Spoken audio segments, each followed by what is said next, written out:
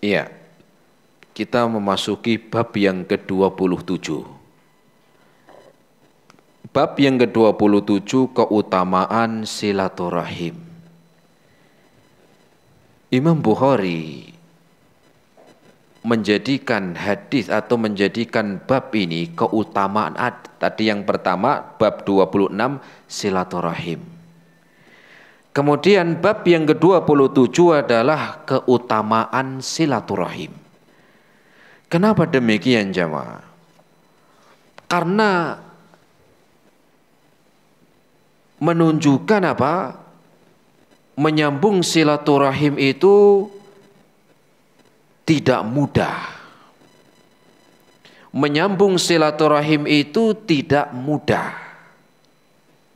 Terkadang berat, terkadang lagi ada tantangan, enggak mudah, terus belum tentu. Kadang lagi ada rintangan, ada godaan, lagi ada ujian.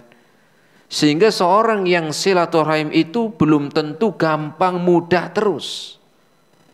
Apalagi kalau lagi ada masalah. Masalah dengan siapa? Itu kerabat keluarga kita. Makanya beliau menyebutkan keutamaan silaturahim karena seringkali silaturahim kita dengan keluarga itu tidak mulus. Kadang-kadang lagi baik, nyaman, bisa senyum-senyum, senang sama keluarga. Tapi kalau lagi pas ribut, waduh, jangankan mau nanya, diem aja ada. Ya, padahal rumahnya ya sebelahan. Ya, rumahnya apa? Sebelahan. Sampai ada yang nggak mau tegur sapa, ada yang diemin. Ya, macam-macam, sehingga silaturahim ini harus disampaikan ada keutamaannya. Dan perlu diingat bahwa silaturahim itu bukan kayak balas budi, itu bukan. Saya mau berkunjung ke kakak saya yang ada di sana karena dia rajin suka berkunjung ke rumah saya. Ini namanya balas budi. Adik saya itu kalau utang sama saya, itu nggak pernah saya tolak. Karena dia itu orangnya baik. Ini namanya balas budi. Sekarang silaturahim itu bukan demikian. Kita lihat hadisnya. Ya, kita lihat hadisnya. An Abi Hurairah radhiyallahu taala anhu, dari sahabat Abu Hurairah. Qala ata rajulun an-nabiy sallallahu alaihi wasallam, ada seorang yang datang kepada Rasul. Orang ini mau curhat. Orang ini mau menyampaikan masalah pribadinya. Orang ini mau menyampaikan masalah keluarga. Apa kata orang ini? Faqala ya Rasulullah. Wahai Rasulullah. Ini menghormati Nabi, panggilannya ya Rasulullah. Karena biasanya kalau yang manggil ya Muhammad itu orang Badui itu biasanya. Kalau sahabat itu orang yang tahu sopan santun. Makanya nggak ada yang berani manggil namanya, itu nggak ada. Ya Rasulullah, innali qorobatan asiluhum wa yaqta'una. Wahai Rasul, saya pengen curhat begitu. Saya pengen menyampaikan masalah pribadi, masalah keluarga saya. Saya itu punya saudara ya Rasul. Aku sudah menyambung baik kepada mereka, tapi balasan mereka itu memutus ya Rasul. Saya senyum, dia melengos. Tahu melengos enggak? Saya salam, dia cemberut. Saya deketin, dia pergi. Ini namanya memutus. Wa usinu ilaihim wa yusiuna ilayya. Saya sudah baik kepada mereka ya Rasul. Tapi saudara saya itu malah balasannya buruk kepada saya. Mereka kalau utang, saya kasih utang. Bahkan sering kalau bayar saya diskon malah. Utang 1 juta, saya suruh bayar sudah nggak apa-apa, bayarnya 700.000 aja. Sering saya kalau punya makanan, sering saya kirim untuk saudara saya. Tapi balasannya dia nggak ngasih balasan nggak apa-apa, tapi suka jemberutin saya. Kalau ketemu buang muka. Ya. Wa yajhaluna alayya wa ahlimu anhum. Dan mereka itu, bahasa kita, dan mereka itu rese ya Rasul. Suka apa? Suka ya bersikap keras kepada saya ya Rasul. Padahal saya itu sudah sopan ke mereka. Ini kan lagi curhat nih. Ya. Apa jawab Nabi sallallahu alaihi wasallam? La in kana kama taqulu ka'annama tusifuhumul mal.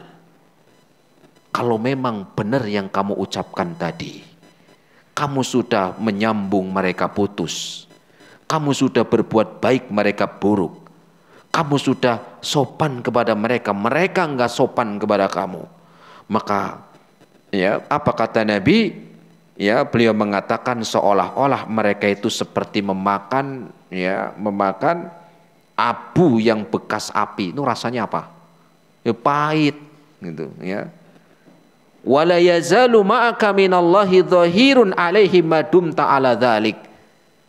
Kamu sabar aja. Kamu terus begitu aja sabar. Kenapa? Karena itu mendatangkan pertolongan untukmu selama engkau tidak membalas. Hadis riwayat Imam Al-Bukhari. Jamaah rahimani Allah wa iyyakum jami'an. Faidah yang bisa kita ambil dari hadis yang ketiga 52 ini. Ini penting dalam apa? Dalam kehidupan sehari-hari.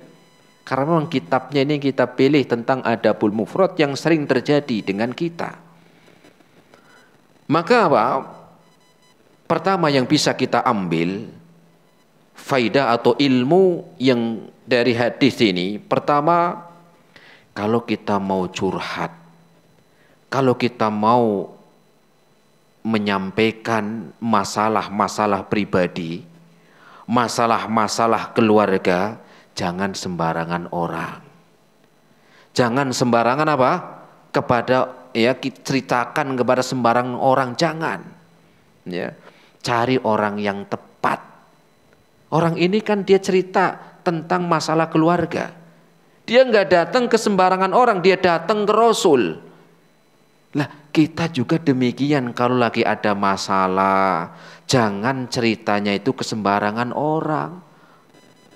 Apalagi di-upload, pasang status. Lagi ribut sama suami, pasang status. Lagi ribut sama istri, pasang status. Apa statusnya? Lagi ribut nih saya sama suami saya. Suami apa itu? Di mana? Di status. Jangan. Ya, ini akan masalah kan apa? Bisa bertambah. Apalagi status bisa dibaca semua orang. Nanti ada pahlawan kesiangan. Apa pahlawan kesiangan? Soknya gayanya pahlawan. Kamu masalah apa sih? Laki-laki bahaya. Ya. Saya ini laki-laki yang baik. Lah itu. Tahu ini lagi ribut sama istrinya, ribut sama suaminya, ini datang ya. Pahlawan apa? Pahlawan kesiangan. Dengan niat yang buruk. Ya. Kalau itu laki-laki, datang perempuan. Mas, saya itu kalau jadi istrinya jenengan, Mas. Oh, saya akan nurut loh, Mas. Hati-hati makanya. Ya. Masalah-masalah pribadi, masalah keluarga, jangan gampang cerita-cerita ke orang kalau memang bukan orang yang tepat kita ceritakan. Cari orang-orang yang memang kita tahu dia ya bisa membantu untuk mencari solusinya. Bukan malah ngomporin. Apa ngomporin? Manasin. Oh, kamu begitu ribut sama suami kamu. Iya, Mbak. Udah minta cerai aja. Wow, ngeri sama. Kalau itu suaminya ngomong ke temannya, hari ini saya ribut sama istri kamu. Kenapa emang? Istri apaan? Begini. Oh, kalau saya jadi kamu, saya ceraikan itu istri. Cari yang lain masih banyak. bukan menyelesaikan masalah demikian. Makanya jangan gampang-gampang curhat, cerita masalah-masalah pribadi, masalah keluarga ke sembarangan orang, apalagi pasang di status. Nah, ini yang pertama. Yang kedua, faedah yang kedua dari hadis ini, seringkali di dalam bermuamalah dengan keluarga, kerabat atau saudara, ya, tidak mendapatkan sesuai harapan, ya, tidak mendapatkan sesuai harapan. Seperti tadi, orang ini yang curhat ke Rasul, dia sudah baik tapi saudaranya buruk. Dia sudah menyambung, saudaranya memutus. Dia sudah membantu saudaranya berbuat jahat. Ya. Maka bagi seorang muslim itu, walaupun mereka itu tidak baik memutus, jangan dibalas mutus juga. Terus bagaimana? Rasul mengatakan tadi ya, Rasul mengatakan dalam hadis tersebut, ya, wala yazalu ma'aka minallahi dhahirun alaihim madum ta'ala dzalik. Kamu sabar. Maknanya sabar ini jangan kamu putus, kamu balas. Jangan dibalas. Kalau kalian balas, kalau kita balas perbuatan buruk dari saudara kita, maka itu namanya balasan. Namanya balasan. Kalau dia baik kita baik, dia buruk kita buruk, itu namanya bukan silaturahim. Kalau dia baik kita baik, wajar. Tapi yang lebih berat, yang berat itu kalau dia nggak baik sama kita, kita diperintahkan berbuat baik. Ini yang nggak gampang. Karena memang silaturahim demikian. Kalau cuman membalas sesuai perbuatan, itu namanya ya namanya balas budi. Membalas perbuatannya. Makanya Rasul mengatakan dalam hadis riwayat Imam Al-Bukhari, laisal wasilu bil mukafi. Menyambung silaturahim itu bukan balas budi. Innama, ya, kata Nabi, ya, walakin al-wasila idza qata'at rahimuhu wa salaha. Apa kata Nabi? Tetapi silaturahim kalau dia memutus, dia enggak baik, dia enggak sopan, dia jahat, maka kita kita untuk terus berbuat baik, kita enggak membalas keburukannya. Itu silaturahim, ya. Dan memang enggak gampang. Makanya Imam Bukhari menyebutkan keutamaannya, keutamaan silaturahim. Biar bersabar, begitu. Ya, biar bersabar. Nah, terus bagaimana solusinya? Ya. Solusinya adalah yaitu tadi, kita ingat dengan keutamaan silaturahim. Apa keutamanya? Kita akan mendapatkan rahmat, kita akan mendatangkan pertolongan Allah Subhanahu wa taala selama kita berbuat baik kepada mereka, saudara, kerabat yang tidak baik kepada kita. Makanya kita diingatkan dengan keutamaannya. Tetapi kalau kita membalas perbuatan mereka sesuai perbuatan buruknya mereka, maka rahmat dan pertolongan Allah akan dicabut, ditarik. Dicabut. Kita sama akhirnya seperti mereka. Dicabut rahmatnya, dicabut kebaikannya, dicabut perlindungan dan pertolongannya. Kemudian faidah yang keempat. Dalam hadis yang ke-52 ini menjawab pertanyaan atau memberi solusi itu sesuai dengan yang dia dengar. Maknanya di dalam kita memberi solusi, menjawab pertanyaan itu sesuai dengan apa? Sesuai dengan yang dilihat, sesuai dengan pertanyaan. Ya. Artinya apa? Mungkin nggak laki-laki ini bohong? Mungkin nggak? Mungkin aja. Mungkin dia yang nggak benar bisa aja. Tapi ceritanya ke orang beda. Tetapi Rasul menjawab dengan sesuai yang dia dengar. Kalau memang begitu, dia nggak baik ke kamu dan kamu itu sudah baik, kamu sabar. Maknanya nggak usah terlalu dalam. Bener nggak? Coba kamu panggil sini saudara kamu, mau saya perjelas di sini, kan enggak. Ya, tetapi Rasul memberi solusi sesuai yang Rasul dengar. Karena orang yang nanya bisa aja dia bohong. Tetapi walaupun seandainya dia bohong atau mungkin dia yang nggak benar, saudaranya yang baik, maka itu urusan dia dengan Allah. Tetapi kalau kita yang diminta untuk menasehati, memberi solusi, kemudian ya kita mengarahkan, maka cukup kita mendengar dari dari orang yang menyampaikan kepada kita. Kita jawab sesuai dengan pertanyaan mereka. Adapun kalau dia bohong, adapun dia memutarbalikkan fakta, itu urusan dia dengan Allah. Semuanya ada balasannya, ada resikonya. Kemudian faidah yang berapa? Yang berapa ini? Tadi kelima. Silaturahim, maka niatlah untuk mendapatkan pahala dalam bersilaturahim untuk mendapatkan kebaikan dan pahala dari Allah. Makna ini penting jemaah, makna ini penting. Di dalam kita bersilaturahim dengan keluarga, saudara, kerabat, maka ingat, kita niatkan untuk mendapatkan kebaikan dan pahala dari Allah, bukan pengen mendapatkan balasan mereka.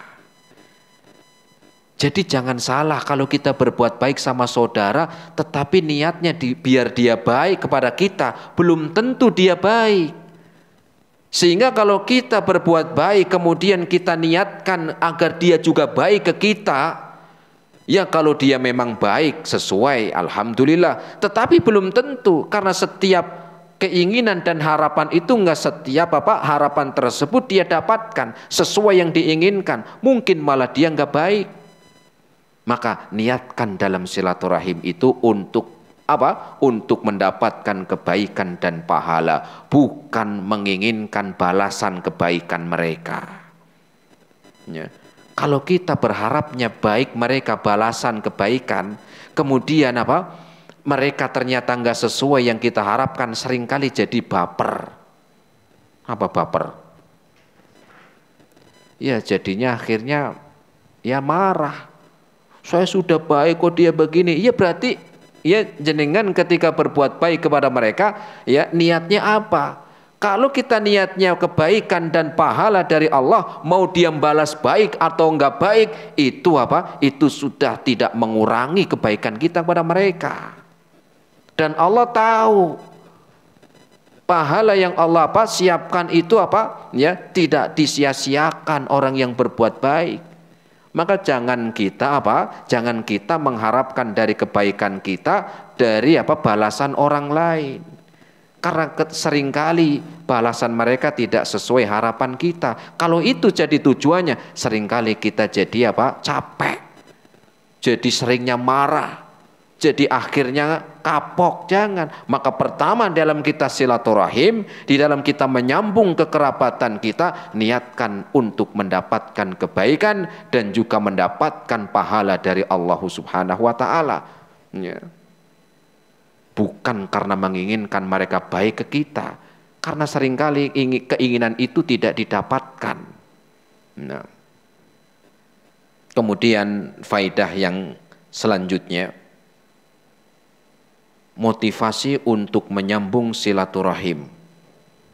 Motivasi untuk menyambung silaturahim bahwa Allah akan menolong, Allah akan melindungi, dan Allah akan memberikan kebaikan walaupun mereka tidak tidak baik. Allahu a'lam bishawab. Ini jamaah rahimani Allah wa iyyakum jami'an. Semoga kita bisa menjaga silaturahim kita dengan keluarga kita, kemudian kerabat dan saudara kita, dan semoga ini menjadikan pahala untuk kita semuanya. Ini yang kita bisa sampaikan, semoga bermanfaat. Kita lanjutkan lagi insyaallah taala di pertemuan yang akan datang.